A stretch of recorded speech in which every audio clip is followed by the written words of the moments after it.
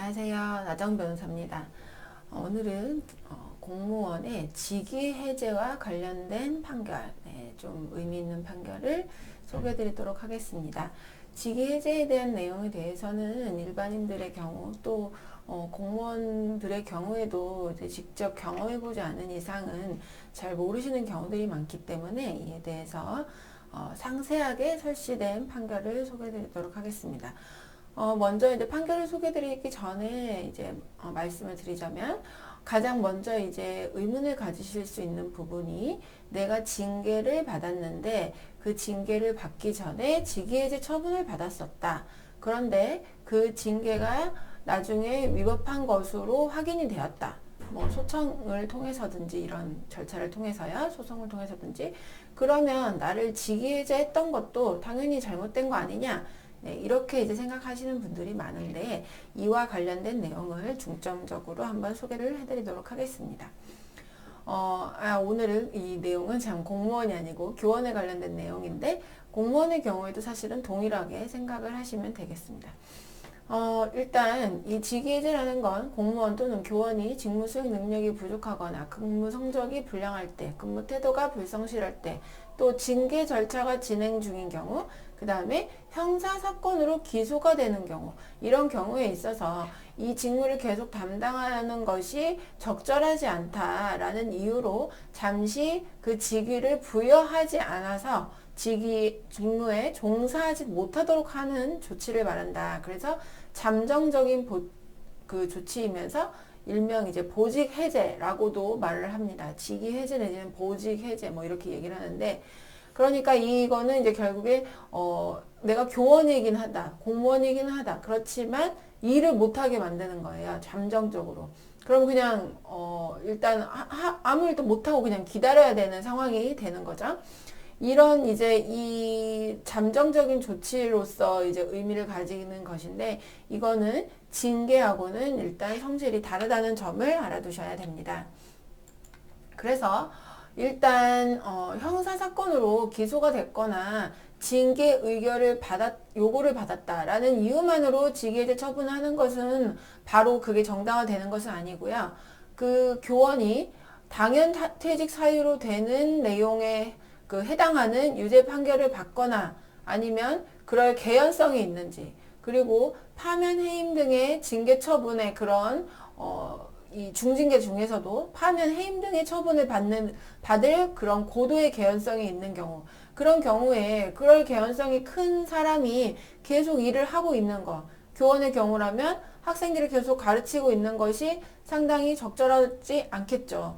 학생들이 저 선생님은 아니면 저 교수님은 지금 뭐 형사재판 받고 있대 아니면 뭐 잘릴지도 모른대 막 이런 얘기가 다 돌았을 거 아니에요?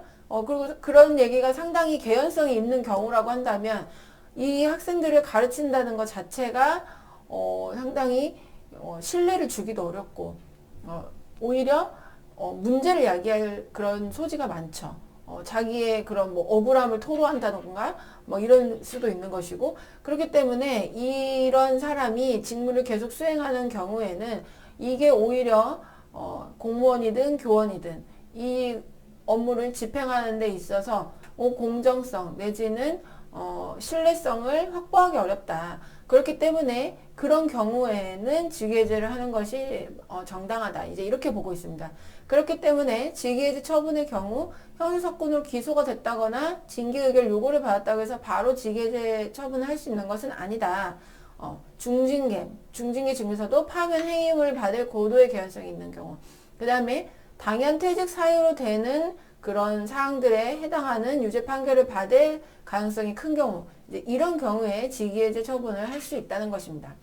그 다음에 직위해제 처분은 또 어떤 면에서 또 우리가 이제 관심을 가질 필요가 있느냐 승급이나 보수 이런 면에 있어서 이제 인사상 불이익한 처분에 해당하겠죠. 그 직위해제 처분을 하는 동안에 있어서는 보수 지급의 면에서나 또 승진, 아니 승급 이런 면에서 이제 당연히 제한이 되기 때문에 그리고 예를 들어서 뭐 정직이나 감봉 이런 거는 기간이 정해져 있잖아요. 근데 직위해제 처분은 일단 잠정적으로 하는 것이기 때문에 기간에 제한이 없습니다.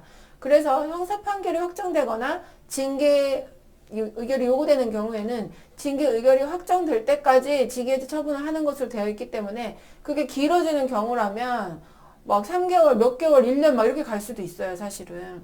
그렇다면 오히려 징계 처분을 행하는 3개월 이하 정직 처분보다 더 가혹한 그런 처분이 될 수 있겠죠. 실질상 해임에 버금가는 그런 불이익이 발생할 수 있습니다. 그렇기 때문에 이것에 이제 위법 여부를 신중하게 판단할 필요는 있는 것입니다.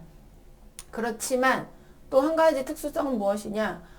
해고 등의 일반적으로 사용자의 근로자에 대한 불이익 처분, 해고 등이 정당하지 못한 경우에 그게 무효로 판단된다고 해서 바로 그 해고가 불법행위 되는 것은 아닌 것처럼 직위해제 처분의 경우에도 그 직위해제 처분이 바로 불법행위가 되는 것은 아니다라는 것이 우리 법원의 태도입니다. 그러니까 근로자에 대해서 해고를 하는 경우라고 하더라도 그 해고가 부당해고가 될 수 있어요. 근데 부당해고라고 해서 바로 그게 불법행위까지 다 되는 것은 아닐 수 있거든요. 네, 그렇기 때문에 직위해제 처분의 경우에도 이 직위해제 처분이 불법행위를 구성하는지의 판단에 대해서는 통상의 징계처분보다 신중할 필요가 있다. 통상의 징계처분의 경우에도 징계처분이 위법하다고 해서 바로 불법행위가 되는 것은 아닙니다. 그 사람을 괴롭힐 그런 악의적인 의도가 너무나 강하다. 이런 정도의 사유가 있는 경우에 불법행위가 인정될 수 있는 것입니다. 직위해제 처분에도 오히려 마찬가지이고 더 신중하게 판단할 필요가 있다라는 것이 법원의 입장입니다. 그런데 직위해제 처분을 할 만한 사유가 없음에도 오로지 해당 교원을 학교에서 몰아내려는 의도하에 고의적으로 명목상의 직위해제 처분을 내세웠다. 이런 건 어떤 걸까요? 실제로는 파면해임을 할 만한 사유에 해당하지 않는데 그런 것으로 몰아서 만들었다는 거예요. 그래서 이 사람이 파면해임을 할 만한 사유가 있다. 아니면 기소는 아니지만 그 징계 요구를 그런 파면해임의 징계 요구를 일부러 만들어서 했다. 네, 이런 경우라고 한다면 그렇게 해놓고 직위해제 사유를 만든 거죠. 이런 경우에 직위해제 처분을 했다.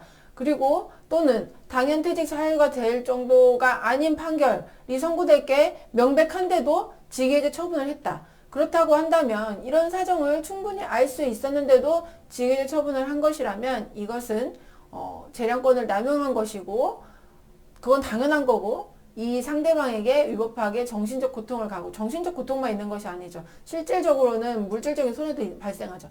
그래서 그런 경우에는 불법행위 책임이 인정될 수 있다라고 법원에서 판단을 했던 사안입니다. 그래서 이 사안은 직위해제 처분의 위법성 여부에 대한 판단과 함께 또 한 가지 직위해제 처분이 불법행위 책임을 구성할 수 있는 경우에 대해서까지 판단을 한 사안이고 굉장히 의미가 있는 사안입니다. 이런 판결의 기조는 계속 유지가 되고 있는 것이기 때문에요. 알아두시면 도움이 되실 수 있을 거라 생각해서 소개해드렸습니다. 오늘은 여기까지입니다. 감사합니다.